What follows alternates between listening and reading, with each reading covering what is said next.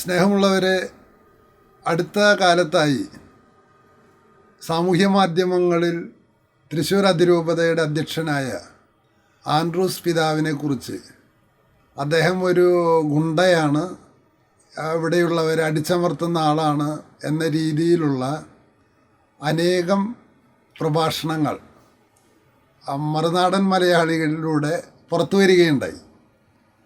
അപ്പം ഞാൻ പരിശോധിച്ച് നോക്കി ആരാണ് യഥാർത്ഥത്തിൽ ഗുണ്ട. കാരണം ആ വാക്കിനെക്കുറിച്ച് തന്നെ ഒരു വിശകലനം നടത്താമെന്ന് കരുതി. അതുപോലെ ആൻഡ്രൂസ് പിതാവ് തൃശ്ശൂരിലെ ഗുണ്ടയാണ് എന്ന് വീണ്ടും വീണ്ടും പറഞ്ഞുകൊണ്ടിരിക്കുന്ന ഒരാളാണ് എറണാകുളം അതിരൂപതയിലെ പാസ്റ്റർ കൗൺസിൽ സെക്രട്ടറിയായ ഷൈജു ആൻ്റണി.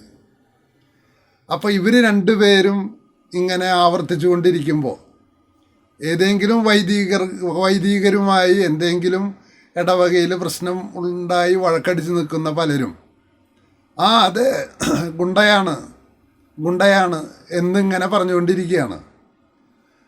യഥാർത്ഥത്തിൽ ഗുണ്ട എന്ന വാക്കിൻ്റെ അർത്ഥം തന്നെ കായിക ബലം ഉപയോഗിച്ചുകൊണ്ട് അനർഹമായത് മറ്റുള്ളവനിൽ നിന്ന് തട്ടിയെടുക്കുന്ന ഒരാളെ വിളിക്കുന്ന പേരാണ് ഗുണ്ട എന്ന്.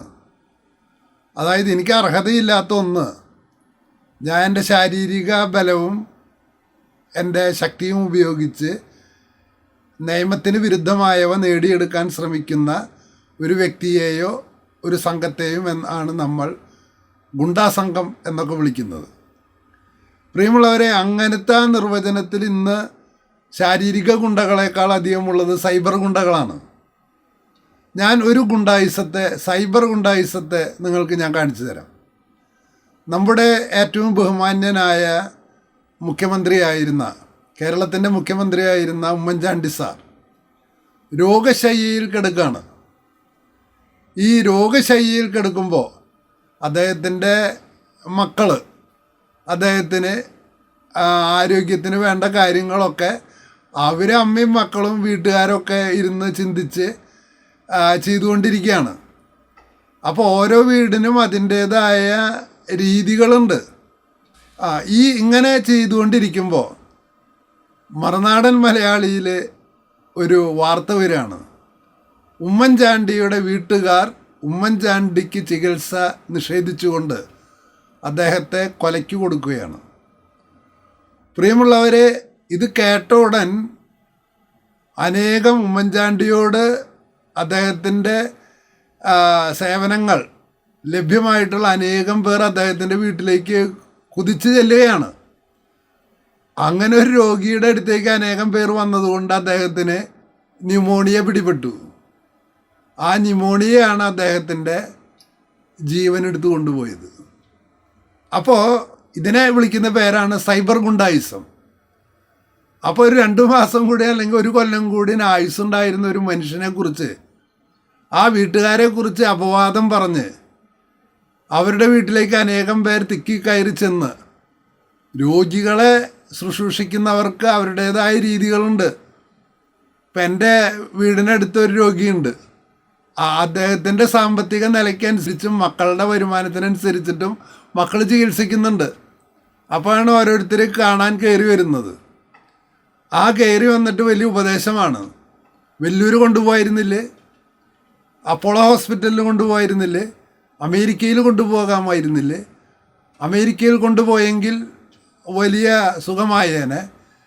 ഇദ്ദേഹത്തിൻ്റെ മാസവരുമാനം 20,000 രൂപയുള്ള ഒരു വീട്ടിലെ അപ്പനോടും മക്കളോടാണ് പുറത്തുനിന്ന് ഉപദേശം കൊടുക്കണേ.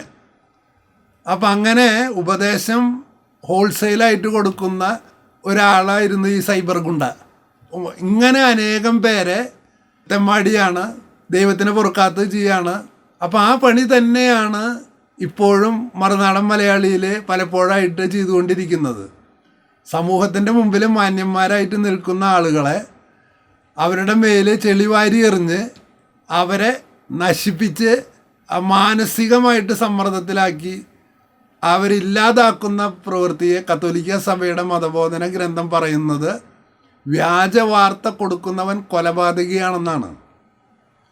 ഇത് മോശയുടെ കൽപ്പനയിലുള്ളതാണ്. അപ്പോൾ ഇത്തരത്തിലുള്ള ഈ ഗുണ്ടാ പരിവേഷം സൃഷ്ടിച്ചെടുത്തത് ആരാണ്?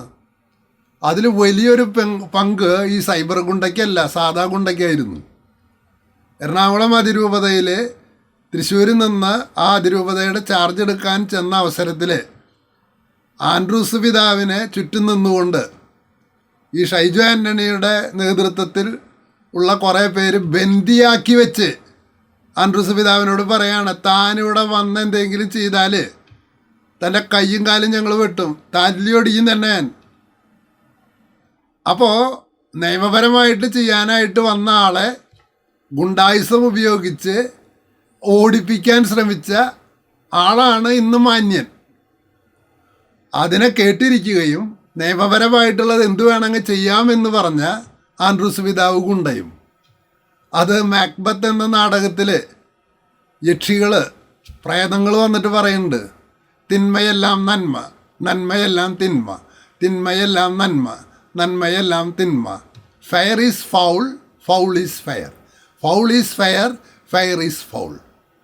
അങ്ങനെ ഗുണ്ടയായ ഷൈജു ആൻ്റണി മാന്യനും ഒരു കേസിലും പെടാത്ത, ഒരു പെറ്റി കേസ് പോലും ഇല്ലേ.